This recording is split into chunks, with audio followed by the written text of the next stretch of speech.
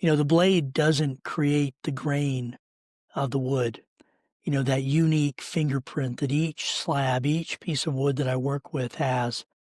No two are really alike, and that's the most beautiful thing about these kinds of pieces that I work with. When the blade passes over and strips off just a thin piece off the top, it reveals the grain underneath in a more powerful and prominent way. The planer doesn't make the wood more valuable. It just reveals and shows the value that's already there.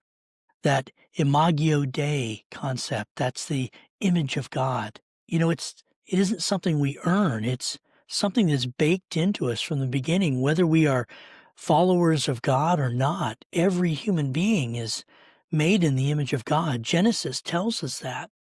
Like I said, it's something that's poured into us from the dawn of time, from the moment that we are conceived, when uh, we begin to grow in our mother's wombs. It's pressed into our souls like the grain is pressed into the trees that made these two pieces. It's rough, and that roughness sometimes can hide it, just like our pain and fear hides it in ourselves.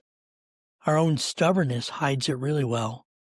And still, God works with those patient hands. He's never in a hurry. He never is surprised by what he finds underneath the surface. Have you ever noticed that? I work with a lot of wood, and sometimes I am absolutely shocked with the beauty and the uniqueness of the pattern of the grain when I strip off some of the exterior bits. But God never is. He's never surprised by what he finds underneath the surface after he knocks off some high points and rough edges. Sometimes he has to take whole layers, whole rough layers off at one time. Sometimes he just takes a nice thin whisper of a pass.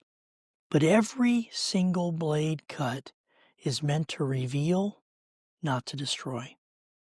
That's something that's hard to really get. Going back to the piece of walnut that I've had to fill with a bit of epoxy, you can kind of see it, that it just wasn't stable.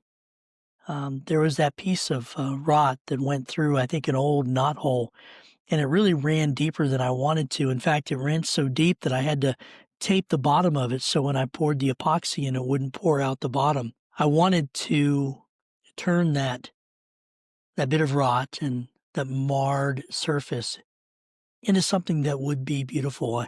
I wanted to redeem it, but I didn't want to lose the flaw, because I think the best part about wood, really working with wood, is that you can take the flaws, the marks, the mess up spots, the bits of rot and scars, and turn it into something that can be truly beautiful in the end.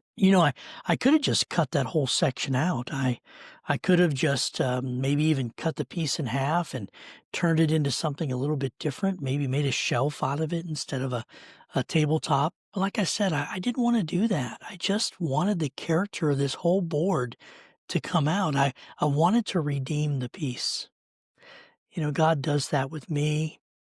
He's doing that with me. He does that with many of us. A lot of times those parts that we think disqualify us become places where his grain shines the most. It's been like that in my life. He could have tossed me away. He could have just skipped over me. He could have went to somebody that I would think would be much better at serving him, but he didn't.